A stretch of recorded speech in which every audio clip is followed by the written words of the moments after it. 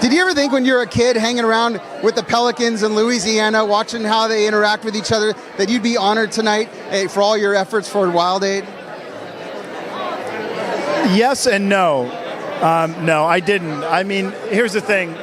I'm very grateful for the upbringing in the Southeast because it's such a delicate ecosystem that you're forced to learn at a very young age that there's a very specific balance of mankind. Let me rephrase that. Not mankind, humankind. Mankind always freaks me out a little bit because there's also women here. Humankind and wildlife. There's a very specific balance. And I think as a kid, once I sort of figured out, and now as an adult, really understanding, and a mentor of mine and a very special person, Deepak Chopra, really helped me understand that if you were to ask people what they think the environment is, typically they would say, well, it's the natural world that surrounds us. But I offer this little piece of information. If you can imagine, if you look at the world and you look at its inhabitants, we're not actually separate from the environment. We're the exact same biological process. If you look at the trees are a carbon copy of a human lung, from the leaves to the roots. Look in the oceans. There are carbon copies of human lungs that are coral, carbon copies of human brains that are coral. Then if you spend enough time down there, you recognize the similarities, and it's frightening.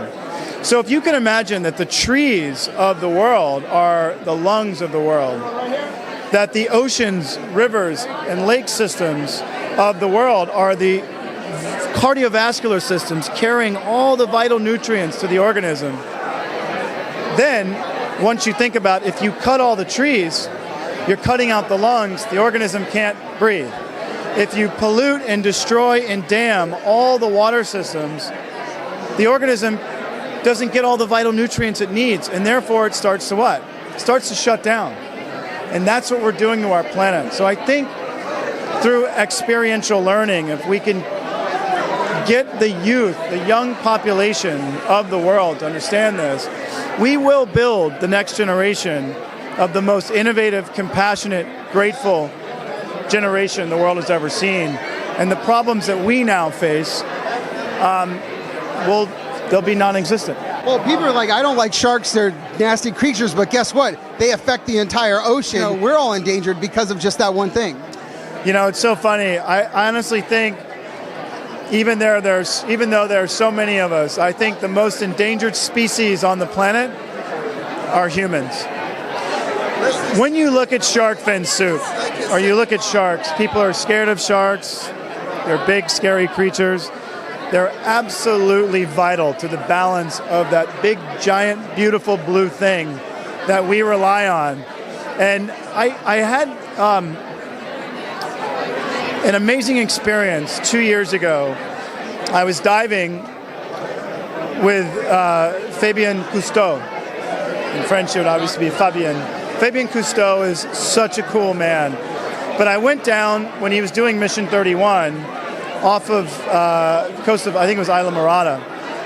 I went down to that research station with him, and I was diving with one of my mentors and best friends, a guy named Dr. Greg Stone, one of the most celebrated marine scientists in the world, who's the chief marine scientist at Conservation International.